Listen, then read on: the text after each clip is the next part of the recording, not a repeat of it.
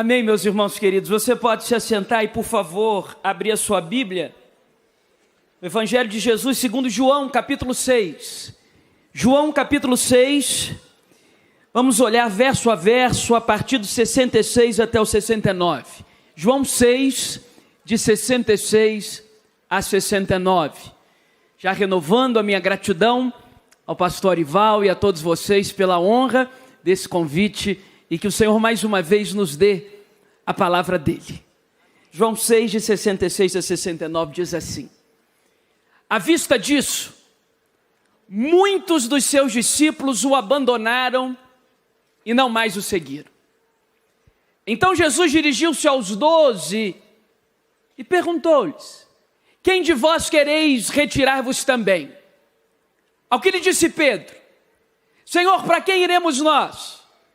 Tu tens as palavras de vida eterna, e nós temos crido e conhecido que tu és o Santo de Deus. Amém? João termina a sua brilhante narrativa no último verso do seu livro, dizendo que há, porém, muitas outras coisas que Jesus fez. Se todas elas fossem escritas uma a uma, não caberia no mundo inteiro a quantidade de livros a serem escritos. Tamanho poder, tamanha eficiência da obra, tamanho quantidade dos milagres que o Senhor Jesus operou. Eu quero analisar esses 4 versos com vocês e dele, portanto, extrair alguns princípios para nós adoradores. O primeiro princípio, já no verso 66, anote no seu coração: Jesus não apenas conforta, ele também confronta. Jesus não apenas conforta, ele também confronta. O que está acontecendo aqui é o seguinte: conquanto o evangelista tome essa conclusão de que é impossível narrar todos os feitos de Jesus, ele escolhe 7 sinais de milagres realizados nesse ministério. Ele selecionou 7. E o capítulo que nós estamos lendo agora, isto é, o capítulo 6, é o único capítulo de João que tem 2 milagres. Você sabe que em João capítulo 2, ele transforma água em vinho nas bodas de Caná. Em João capítulo 4, ele cura o filho do oficial do rei. Em João capítulo 5, ele cura o paralítico de Betesda. Em João capítulo 6, 2, ele multiplica pães e peixes e ele anda sobre as águas. Em João 9, ele cura o cego de nascença. Em João 11, ele ressuscita Lázaro. Apenas o capítulo 6 tem 2 milagres. Por isso, você pode dividir esse capítulo em 2 partes. A primeira parte, operação de prodígios. A segunda parte, confronto. A primeira parte, operação de sinais, operação de milagres, alimentação de multidão, ação sobrenatural, quebra da lei da física. E quanto mais milagres Jesus fazia, mais as multidões afluíam ao seu redor. Quanto mais milagres ele operava, maior o número que o seguia. Ele operava prodígios e as pessoas o acompanhavam. Aqueles que tinham fome eram saciados. Aqueles que tinham sede eram saciados. E Jesus quebrava a lógica natural. Essa é a primeira metade do capítulo 6, onde estão registrados os 2 milagres, sendo este o único capítulo com 2 milagres registrados. Já na segunda metade, Jesus endurece o seu discurso. Quem não comer da minha carne, não beber do meu sangue, não tem parte comigo. E Jesus endurece o discurso de uma forma tão grande, Jesus passa a confrontar o povo de uma forma tão severa, que se a sua Bíblia estiver aberta, no verso 60, há um conteúdo sendo dito entre os discípulos. E eles dizem uns aos outros: duro é esse discurso, quem poderá ouvi-lo? Duro é esse discurso, quem poderá ouvi-lo? Verso 60. Então agora Jesus passa a segunda metade do capítulo 6, confrontando, exortando, apregoando mudança de vida. E aí chega o verso 66. À vista disso, disso o quê? Dos milagres? Não. À vista disso, disso o quê? Da realização de prodígios, da facilitação da vida humana, da quebra da lógica sobrenatural, não. À vista disso o quê? Do confronto. Muitos dos seus discípulos o abandonaram e não mais o seguiam. Grife algumas expressões aí. A primeira expressão é a expressão muitos. Não são poucos, não são alguns, não são raros, são muitos. Uma debandada geral. Segunda expressão, discípulos. Porque se tivesse escrito que foram muitos pagãos que abandonaram Jesus, está tudo bem. Muitos gentios, muitos profanos, muitos feiticeiros. Olha, muitos ímpios abandonaram Jesus. Muitos idólatras. Muitos dos seus discípulos o abandonaram.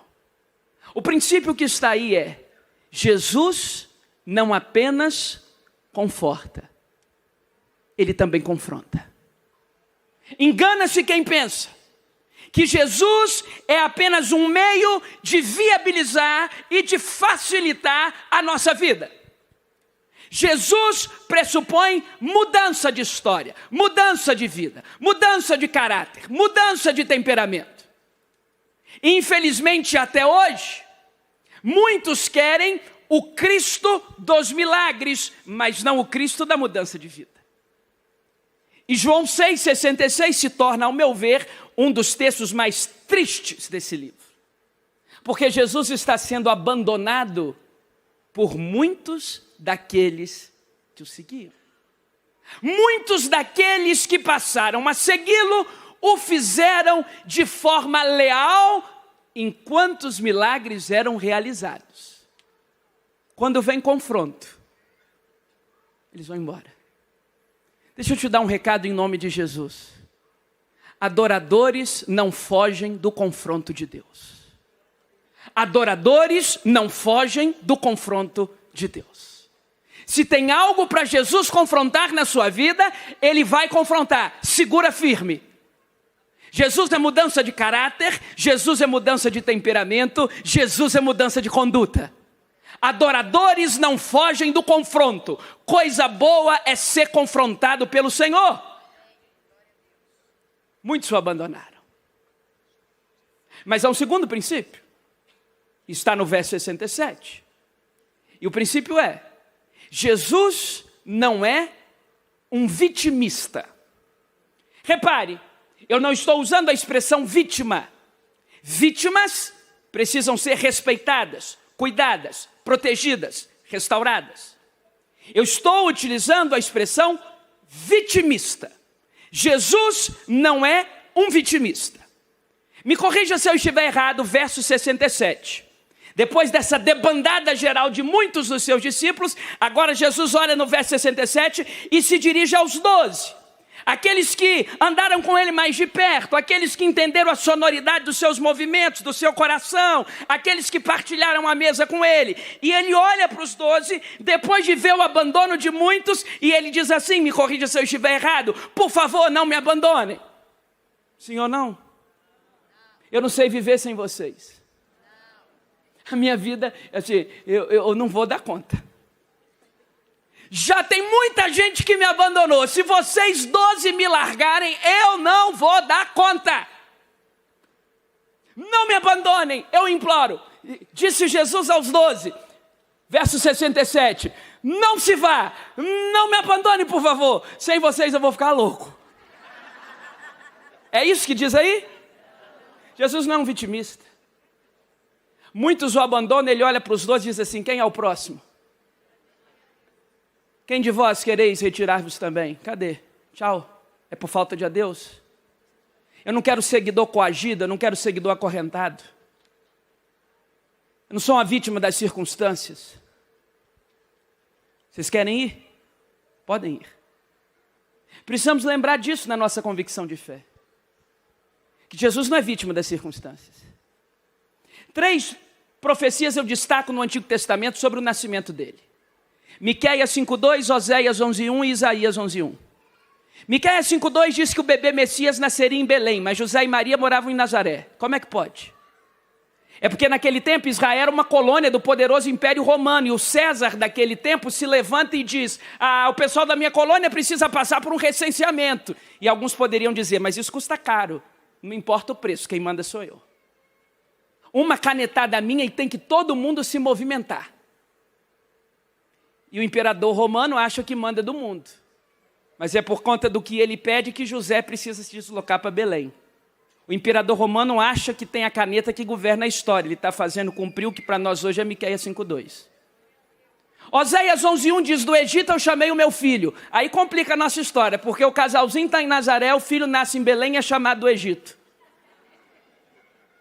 O Herodes o Grande, enciumado, um dos delegatários do império na colônia, poderoso, mas enciumado, manda matar parente para não perder o poder. Ouve dizer que magos vieram do Oriente para celebrar um bebê que é rei. Não, é rei sou eu.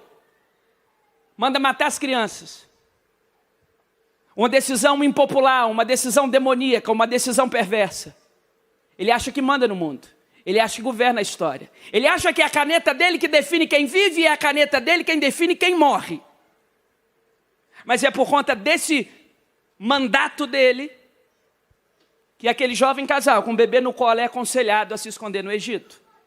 E Herodes acha que manda do mundo. Herodes acha que tem a caneta que governa a história. Ele só está fazendo cumprir o que para nós hoje é Oséias 11:1. Quem manda nesse mundo é o nosso Deus.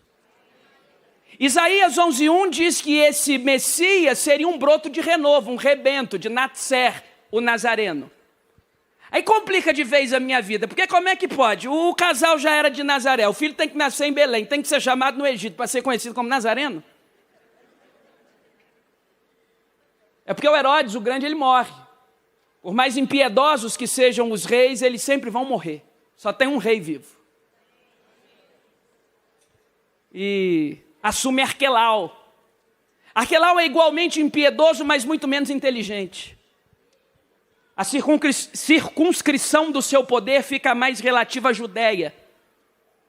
E aí os conselheiros daquela família dizem: é melhor criar esse menino na Galileia, melhor na Baixa Galileia, melhor numa cidade inexpressiva, melhor numa cidade onde você já tem algum conhecimento, Nazaré.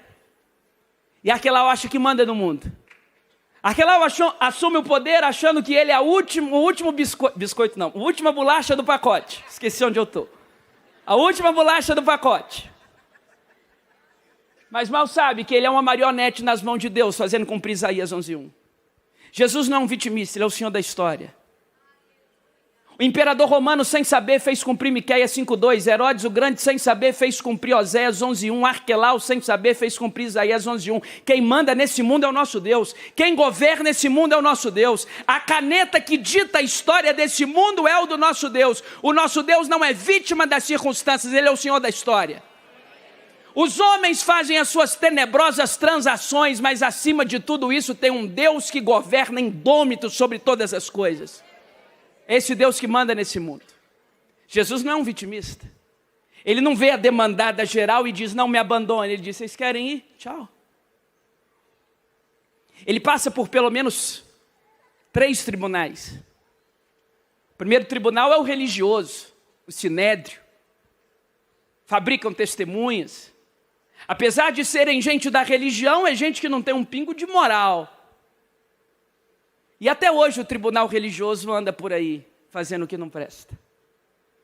Mas o tribunal religioso não tinha um condão de fazer com ele tudo o que queria. Então Jesus sai do tribunal religioso e vai para o tribunal dos homens. Vai lá para o Pôncio Pilatos. E o tribunal dos homens é uma bagunça, porque ninguém quer julgar, manda um para o outro. Com todo respeito, se tiver alguém da justiça aqui. Aí o Pôncio Pilatos diz: esse homem aí não é Galileu, ele tem que ir lá para o Herodes, esse é o Antipas. Aí vai Jesus para Herodes Antipas, jurisdição da Galileia. Escarneia de Jesus, debocha de Jesus, mas também não tem coragem de condenar. Manda Jesus de volta, aí vai Jesus de volta para o Pôncio Pilatos.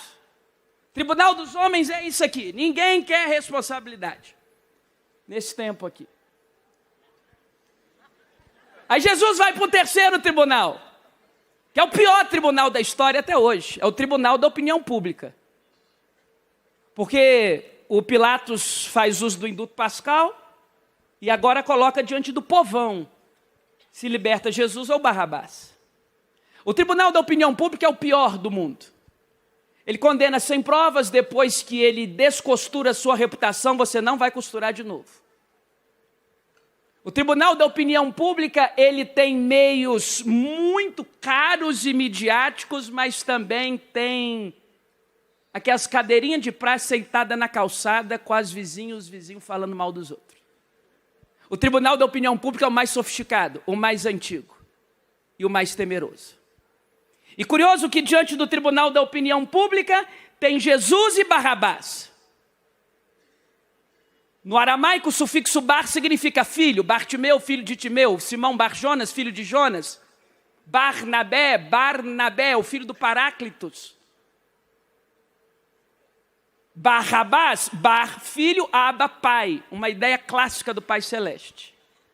Então tinham dois filhos do Pai Celeste. Tinham dois filhos do Pai diante do tribunal da opinião pública. Um filho do Pai era santo, puro, e o outro filho do Pai era transgressor.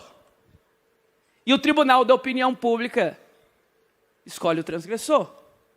E aquele mesmo povo que outrora gritar, Hosana ao filho de Davi, está gritando, crucificam, crucificam, crucificam. Mas tem uma coisa interessante no tribunal da opinião pública, porque não há ganhadores. Qualquer que seja o elemento que eles escolhessem, um filho do pai ia morrer. Ou o filho do pai puro, ou o filho do pai transgressor, mas ambos filhos do pai. No tribunal da opinião pública, todo mundo perde. Ou como já disse uma socióloga do medievo, ninguém vai ganhar ou perder. Quem ganhar vai perder, quem achar que ganhou, perdeu, e quem não perder, ganhou. E no final, quem perder, ganhou, quem não ganhou, perdeu, e quem achar que perdeu, perdeu, que não ganhou e não perdeu, o que perdeu e que todo mundo perdeu.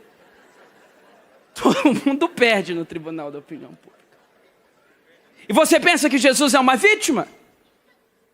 Quem de vós quereis retirar-vos também? Jesus não é vítima. Quero destacar 4 grupos do judaísmo que se voltam contra ele, sendo que Jesus nem era em tese uma oposição aos seus feitos. Os fariseus se voltam contra Jesus. O que mais importava para um fariseu? A lei. No Sermão do Monte, Jesus aprimora o rigor da lei. Era para o fariseu amar Jesus. Porque até Jesus adúltero é quem deita num leito que não é seu. A partir de Jesus adúltero é quem olha lascivamente para um cônjuge que não é o seu. Era para o fariseu amar esse homem. Até Jesus, homicídio era tirar a vida de outro. A partir de Jesus, homicida é quem guarda ódio no coração.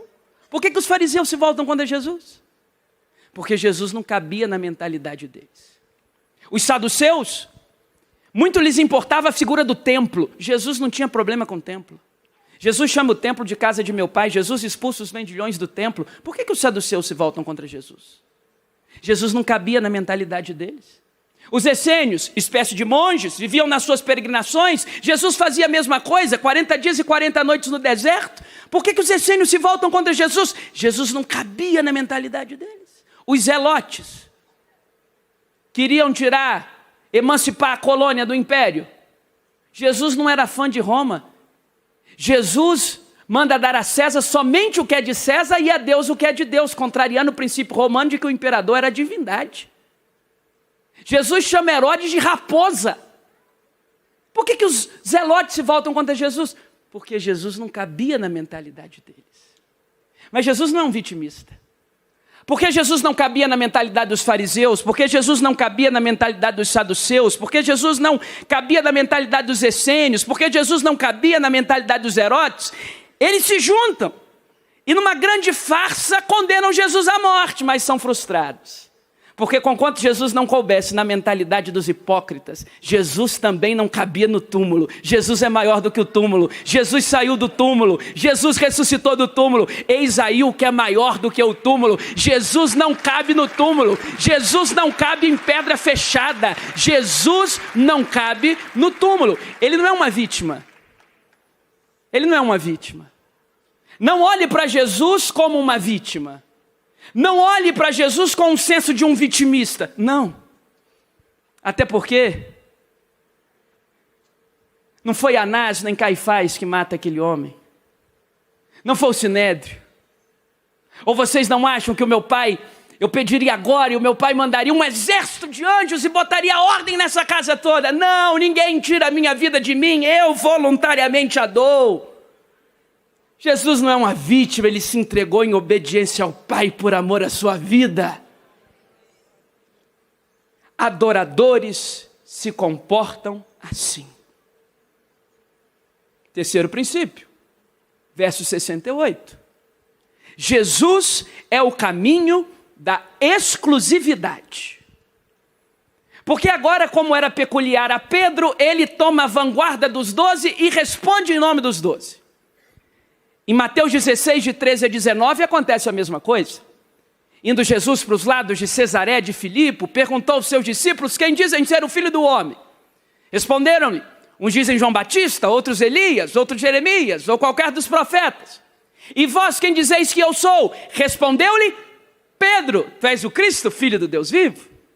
Ao que lhe disse Jesus: bem-aventurado és tu, Simão Barjonas, não foi carne nem sangue que tu revelaram essas palavras, mas a vontade do meu Pai que estás nos céus. E eu digo que tu és Pedro, sobre esta pedra edificarei a minha igreja, e as portas do inferno não prevalecerão contra ela. Dar-vos-é a chave do reino dos céus, que ligarem na terra estará ligado nos céus, o que desligarem na terra estará desligado nos céus. Tal qual em Mateus 16, de 13 a 19, em João 6, de 66 a 69, Pedro toma a vanguarda e responde em nome dos 12. E ele faz uma declaração igualmente linda: Senhor, para quem iremos nós? Tu tens as palavras de vida eterna. Tão importante quanto o que Pedro diz é o que Pedro não diz. Ele não diz: Senhor, para onde iremos nós? Ele diz: para quem iremos nós? Ele não diz para que local nós iremos, mas para que pessoa nós iríamos. A salvação não é um lugar, é uma pessoa, Jesus. A provisão não é um lugar, é uma pessoa, Jesus. Deus não ungiu lugares, Deus ungiu gente. Não importa onde você está, importa com quem você está. Quantos estão aqui em São Paulo hoje nunca imaginaram estar porque vieram de outro lugar? Levantem as mãos. Olha quanta gente que não é daqui. Quantos não nasceram aqui? Levanta a mão. Pode baixar. Lugares a gente muda. Percepções de ambiência a gente muda. Endereço, logradouro, domicílio, a gente muda. Não importa o onde, importa o quem. Para quem iremos nós? Tu tens as palavras de vida eterna. Quando Deus chama em Gênesis 12 o Abrão e diz: sai da sua terra, da tua parentela, vai para um lugar que eu vou te mostrar. Mas cadê o mapa, Senhor? Não importa, caminha. Mas é para lá ou é para cá? Caminha, meu irmão, caminha. Você não está entendendo? Cadê o mapa? É só caminhar. Tem um desentendimento com Ló. Você tem que separar de Ló. Para onde que Ló vai? Não importa, caminha. Senhor, para onde que Ló vai? Manda o Ló escolher um lado, você vai para o outro. Quer escolher, você vai para o outro. Não é a direção, é a companhia. Para quem iremos nós? Jesus é um caminho de exclusividade. Só Ele tem as palavras de vida eterna. O casamento, por exemplo, é um regime de exclusividade. Quando o Senhor disse sim para sua linda esposa, o Senhor estava automaticamente dizendo não para todas as mulheres outras do mundo. Quando a senhora disse sim para o seu educado marido, a senhora estava automaticamente dizendo não para todos os outros homens do mundo. Quando a gente diz sim para Jesus, isso é um regime de exclusividade. Quem diz sim para Jesus está dizendo não para todas as outras coisas dessa vida. Jesus é o caminho da exclusividade. Somente Jesus, somente Jesus, somente Jesus. Você não precisa de nada além de Jesus. Uma das grandes crises do mercado da fé é que tentam ensinar ao povo que Jesus precisa de acessório, que Jesus precisa de penduricalho, que Jesus precisa de rosa ungida, de sabonete que limpa a maldição, de vassoura que varre mal olhado. Mas Deus vai trabalhando a nosso favor. Aquele pessoal que ganhava dinheiro vendendo copo d'água para botar em cima da TV, Deus deu inteligência para o homem criar a TV LED. Quebrou a turma, meu irmão. Quebrou. Não vai mais. Não para em pé o copinho. Você só precisa de Jesus. Atos 17, 28. Nele nós vivemos, nos movemos e existimos. Colossenses 1, 27. O qual nos fez conhecer a grandeza desse mistério entre os gentios. Cristo em vós, esperança da glória.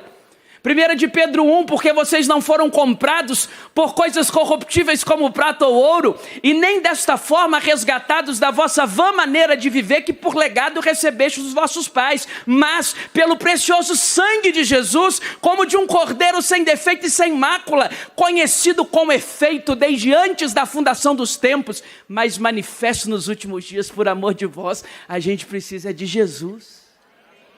Jesus. E Jesus. Ele é o caminho da exclusividade. Mas esse princípio está diretamente ligado com o princípio do verso 69.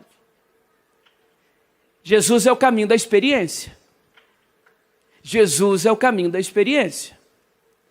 Diz o verso 69, me corrija se eu estiver errado. Nós temos crido que tu és o Santo de Deus, sim ou não? Vigorosamente não. Nós temos crido e conhecido. Crido e conhecido. Não esquece o conhecido. Porque crido é tranquilo. Tiago 2,19. Crês tu que há um só Deus, fazes bem. Até os demônios creem e estremecem. Não é só crer. Pedro não diz, nós temos crido que tu és o Santo de Deus. Não, não, não. Nós temos crido e conhecido. Uma outra possibilidade de tradução. Experimentado. Jesus é o caminho da experiência. Não basta crer. Tem que experimentar. O diabo é o pai da mentira e inventou muitas. Uma das mais criativas, ao meu ver, é que ser de Jesus é uma coisa chata. Por exemplo, eu não assisto novela, mas conheço quem assiste. E segundo relatos dessas pessoas, que eu procuro manter no meu convívio, todas as vezes que numa novela tem uma personagem crente, é a que mais passa por luta, é a mais chata e o artista mais feio. Porque a ideia que o diabo colocou no inconsciente coletivo é que o nosso lado da vida é só calvário, é só chicote. O sujeito vivia no bar com os amigos, um dia se converte, aí passa pelo bar agora com a Bíblia debaixo do braço, e os amigos estão na mesa ainda, e perdemos fulano, morreu. Essa é a mentira do diabo, né? Que aqui, do lado do mundo, são os prazeres de verdade, a maximização dos sabores, prazeres por todos os poros da vida. E aqui do nosso lado, do lado dos discípulos, aqui é calvário, aqui é chicote, ajoelhado no milho. Quanto mais miserável, melhor. Aqui é só dureza. Aqui não, aqui a gente faz o que quer. É porque o povo ainda não experimentou Jesus. Porque quem experimenta Jesus sabe que as coisas verdadeiramente prazerosas dessa vida estão no nosso lado e não do lado de lá. Prazer de verdade é quem conhece Jesus. Prazer de verdade é quem é morada do Espírito. Prazer de verdade é aquele que não acaba na quarta de cinzas. Prazer de verdade é aquele prazer de consciência limpa, podendo olhar nos olhos do marido e da esposa, podendo passar a mão na cabeça do filho. Prazer de verdade é para quem está com Jesus. Os prazeres verdadeiros da vida estão com quem experimenta Jesus e o poder do Espírito Santo. Isso é prazer de verdade. Nós precisamos desmentir o diabo. Por isso você que é de Jesus, que é discípulo, viva alegre. Viva feliz. Mostre para o mundo que a sua vida não é só desgraça. Não, a sua vida é pela graça. Como diziam os nossos irmãos, nós vamos passando pela prova dando glória a Deus. Cadê a irmã do aleluia lá de trás? Manda aí. Obrigado, é isso aí. E nós vamos embora, meus irmãos. Jesus é o caminho da experiência, a gente tem que experimentar Jesus. Nós temos crido e conhecido. O problema é que só tem gente que crê. O nosso país, por exemplo, você acha que o problema do nosso país é falta de crença? Nós somos mais crentes que tem nesse mundo inteiro. Não tem outro país nesse mundo com tantos elementos da cristandade igual o nosso. O problema não é crença, o problema é que o povo não experimentou. De braços abertos sobre a Guanabara não está a vaca chiva da Índia, está o Cristo Redentor. Se você é funcionário ou patrão, você sabe, cada um no seu modo de ver, que o nosso calendário está cheio de feriado da cristandade. Eu moro no Espírito Santo. O Norte Fluminense, a divisa com o Norte Fluminense, tem um monte de cidade, uma atrás da outra. Bom Jesus do Norte, Bom Jesus de Itabapuana, Bom Jesus do Bom Jesus com Bom Jesus e Bom Jesus de Bom Jesus. Nós estamos aqui hoje em São Paulo. Nós não estamos em Maomé. Nós estamos em São Paulo. O problema não é falta de crença nesse país. Em nenhum outro país do mundo existiria uma notícia como foi manchete dos jornais há alguns anos, depois você dá um Google aí. Nenhum outro país. Na Europa, em nenhum país da Europa, berço da reforma, isso é possível. Na América do Norte, berço da evolução do protestantismo, isso não é possível. Nos países, nenhum país tem tanto elemento da cristandade quanto o Brasil, que é capaz de produzir uma manchete, depois você dá um Google. Há alguns anos, um traficante fugiu do Rio de Janeiro. Codinome do traficante, Satanás. E o Satanás foi fugir para o meu estado, sabe por quê? Porque o meu estado tem 78 municípios, 3,8 milhões de habitantes. É ótimo para ficar escondido. Ele foi para a cidade de Vila Velha, bairro da Glória. E as manchetes... Aí pegaram o Satanás, né? Você já viu algum país no mundo que a manchete saiu igual saiu? Globo, Folha, não importa a linha editorial. Todo mundo noticiou, está na internet. Satanás foge do Rio, mas é pego no Espírito Santo. Isso não tem lugar nenhum do mundo, meu irmão. O nosso problema não é falta de crença. O nosso problema não é falta de crença. A gente tem crença para dar e vender. A gente tem crença para dar e vender. As igrejas estão lotadas. A minha cidade é pequitinha. A minha cidade tem 120 mil habitantes. Tem uma rua da minha cidade com 30 e tantas igrejas. O problema não é crença. A gente tem autarquias e mais autarquias de autoridades religiosas. Esses dias chegou lá na igreja um sujeito dizendo: estou mudando para Guarapari, quero vir trabalhar aqui na sua igreja, Deus me mandou para cá, eu sou o apóstolo fulano. Eu falei: aqui para em pastor, complicou. Porque eu não sei o que eu vou arrumar para o senhor, porque eu vou ter que te contratar como meu chefe. Porque aqui parou em pastor, o senhor é apóstolo. Meus irmãos, o nosso problema não é falta de elemento da cristandade, não. As TVs estão cheias de programa de igreja. Qualquer TV que você passa é um lá. É feriado, é nome de cidade.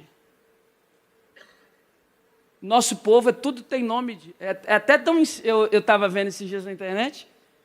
Para as mães que colocarem nome bíblico nos filhos, ensinarem os filhos o caminho do Senhor. Uma pessoa foi assaltada por um Moisés.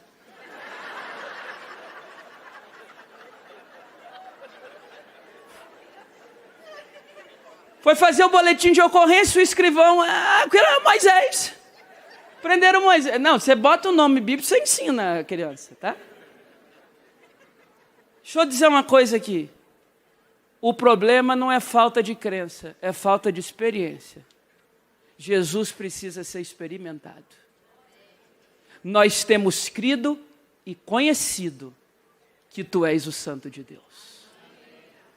São 4 princípios para vocês, para nós, adoradores. O primeiro está no verso 66. Jesus não apenas conforta, Ele também confronta. O segundo está no verso 67. Jesus não é um vitimista, ele é o Senhor da história. Terceiro, está no verso 68. Jesus é o caminho da exclusividade.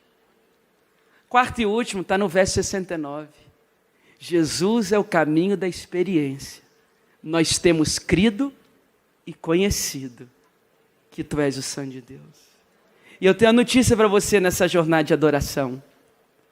Tem mais de Jesus para você. Tem mais do Espírito para você. Tem mais de Deus para você. Mas tem um nível mais profundo. Tem águas que vão batendo aqui nos nossos membros inferiores, mas tem água que a gente tem que mergulhar.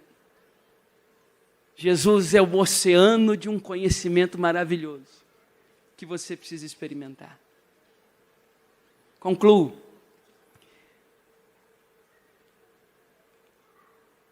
Das maiores dificuldades do ministério, para a gente que está começando,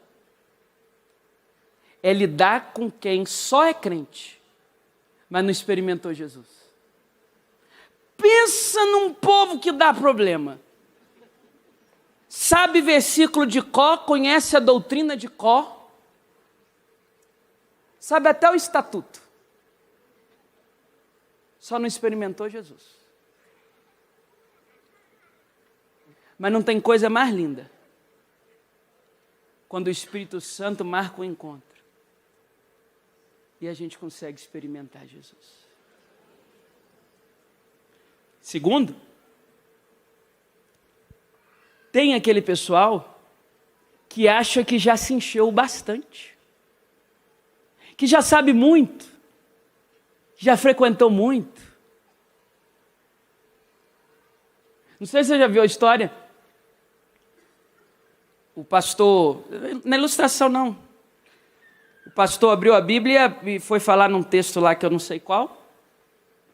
Aí o sujeito estava na igreja e falou, já li esse texto, já pregou nesse texto. Foi embora.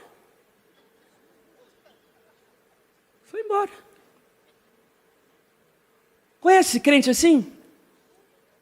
Que a receptividade do coração depende do pregador? Que olha para as novas gerações com embaraço, que questiona os aspectos litúrgicos, que faz de rede social ringue de guerra. Estão precisando experimentar Jesus. Sabe muita letra, mas não experimentou Jesus. Jesus precisa ser experimentado. Mas tem um terceiro e último grupo. Gente boa e piedosa. Gente boa, piedosa, que já experimentou Jesus. Mas quando se trata de Deus, tem sempre mais dele para nós. Tem mais de Deus para a sua vida. Tem mais experiências para você. A minha sincera oração, no nome e no poder do Senhor Jesus Cristo, é que a jornada de adoração deste dia seja um impulso para a sua vida espiritual. Que Deus fale com você, que Deus se manifeste em você, que Deus coloque autoridade. Jesus pode fazer qualquer coisa, em qualquer tempo, em qualquer lugar. É certo que quando ele se entrega no Gólgota, 3 fenômenos acontecem. Um no ciclo religioso, o véu do templo se rasga de alto a baixo. Outro no ciclo natural, as rochas fenderam-se ao meio. Outro no ciclo da vida, muitos corpos de santos foram vistos andando por Jerusalém. Conquanto houve uma rebelião em massa de defunto, o Novo Testamento seleciona 3 ressurreições nominais que Jesus fez. Marcos 5, Lucas 7 e João 11. Marcos 5, partindo do pressuposto da morte, a filha de Jairo está em casa, e algum crítico diria, ressuscitar quem está em casa é fácil, né? Aliás, ele mesmo falou que ela não tinha morrido. Aí vamos para Lucas 7, porque o filho da viúva da aldeia de Naim já não está em casa, está no cortejo fúnebre, indo para as portas da cidade. Aí o crítico diria, mas aí é fácil, né? Ressuscitar no meio da rua. Aí vamos para João 11, Lázaro já está morto e enterrado há 4 dias. Jesus faz qualquer coisa, em qualquer lugar, em qualquer momento. Ele faz ressurreição em casa, ressurreição na rua e ressurreição no cemitério. Esse é o Jesus que a gente precisa experimentar. Eu quero te convidar a experimentar um pouco mais de Jesus nessa hora. Feche os seus olhos, por gentileza. Senhor, essa é a tua palavra. Tua palavra é a verdade. É por causa da tua palavra que a gente está reunido aqui. É a tua palavra que nos fundamenta, é a tua palavra que nos encoraja. É a tua palavra, Senhor. É a tua palavra. Aplica esses princípios no nosso coração. E mais uma vez manifesta a tua glória no meio de nós. Queremos mais de ti. Precisamos mais de ti. Ainda com seus olhos fechados, meu irmão amado. Pastor Arival fez há pouco um apelo para quem ainda não era convertido. Eu quero fazer um para quem já é.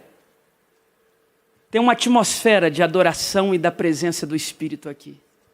O rio da água da vida está passando aqui, só fica seco quem quer. Não estou perguntando se você já experimentou Jesus. Estou perguntando se você quer experimentar mais. Porque se você quiser, vamos fazer dessa frente um altar de adoração. Vem se ajoelhar comigo aqui na frente. Eu sou o primeiro. De onde você estiver. Quero experimentar mais o Senhor Jesus. Vem aqui na frente. Vai chegando bem pertinho para tantos quantos quiserem e puderem chegarem. E se não puder, fica em pezinho aqui. Fica, meu irmão. Tem mais de Jesus para você, meu irmão. Tem mais de Jesus para você nessa tarde. Tem mais de Jesus. Pode tomar os corredores, as laterais. Tem mais de Jesus. Tem mais de Jesus. Jesus é o caminho da exclusividade, mas Jesus é o caminho da experiência. É lindo saber que Jesus faz milagre na vida das pessoas, mas é maravilhoso testemunhar, Ele fez um milagre na minha vida. Jesus é o caminho da experiência. A nobreza dEle toca no solo áspero do meu coração. Vem experimentar Jesus. Eu queria te dar alguns instantes para você levar a sua voz a Ele, do seu jeito, do seu estilo, e falar: Jesus, me encha do Senhor. Eu preciso de Ti, Senhor. Eu sei que o Senhor conforta, mas também confronta. Eu estou aqui para receber o Teu confronto. Eu sei que o Senhor não é uma vítima das circunstâncias. O Senhor tem a história na palma das Tuas mãos. Meu compromisso com o Senhor é exclusivo. E eu preciso experimentar mais. Você que atendeu a esse apelo, fala isso com o Senhor agora, por favor. Por favor. Enquanto você ora, o Espírito derrama bálsamo. Levantai, ó portas, as vossas cabeças, levantai-vos, ó portais eternos, para que entre o Rei da Glória. Quem é esse, o Rei da Glória? É o Senhor dos exércitos, aquele que nunca perdeu uma batalha ou uma peleja. Ele é o Rei da Glória. Ó Senhor, ó Deus de amor e de bondade, visita o Teu povo que busca uma experiência nova com o Senhor. Visita o Teu povo, Senhor. Visita o Teu povo, Senhor. Colhe cada lágrima no seu odre, Senhor. Reaviva a Tua obra sobre nós. Reaviva a Tua obra sobre nós. Reaviva a Tua obra sobre nós. Não queremos ser crentes de nome, Senhor. Nós queremos te experimentar. Há um rio que corre do trono de Deus, da morada do Todo-Poderoso. E esse rio está nesse lugar. Fala conosco, Senhor. Fala conosco, Senhor. Nós precisamos mais de Ti. Nós precisamos mais de Ti. Pai querido, nós sabemos que há um rio que corre do trono de Deus, da morada do Altíssimo. E esse rio está nesse lugar, Senhor. Só fica seco quem quer. Só o Senhor conhece a história debaixo de cada joelho aqui. Cada lágrima é uma oração em forma líquida, reconhecendo a tua soberania e o teu governo absoluto sobre todas as coisas. A nossa vida não está nas mãos do acaso, a nossa vida não está nas mãos do destino ou das circunstâncias. As tuas mãos dirigem o nosso destino. O Senhor é o nosso dono. O Senhor é o guarda de Israel, que não dormita e nem dorme. O Senhor é a nossa sombra, a nossa direita. Oh Deus, se o Senhor não edificar a casa, em vão trabalham os que edificam. Se o Senhor não guardar essa cidade, em vão vigia a sentinela. Inútil vos será levantar cedo, repousar tarde, comer do pão que tão penosamente granjeastes, porque aos seus amados Ele dá enquanto dorme. Derrama a provisão sobre nós, Senhor. Esse povo ajoelhado diante da tua presença, formando um altar de adoração, nós só temos um pedido: a tua presença sobre nós, Senhor. A tua presença sobre nós, Senhor. A tua presença sobre nós, Senhor. A tua presença sobre nós, Senhor. Se a tua presença não for conosco, não nos faça sair deste lugar. Senhor, erguemos a Ti um altar de adoração e clamamos pela suficiência da Tua presença. Derrama um bálsamo sobre cada um dos meus irmãos e nós glorificamos o Teu nome. A Tua presença, Senhor, mais de Ti para nós. Que esse sábado seja um prenúncio, uma abertura no calendário para grandes experiências espirituais, para a honra e glória do nome do Senhor, para um tempo de avivamento. Avivamento não pode ser fabricado, avivamento não tem hora marcada, mas basta um sopro do Teu Espírito, e nós clamamos: Espírito, sopra sobre nós, sopra sobre nós, sopra sobre nós, sopra sobre nós. E vivifica a Tua obra no nosso coração, porque dEle, por Ele e para Ele são todas as coisas. Glória, pois, a Ele eternamente. Amém, amém, amém.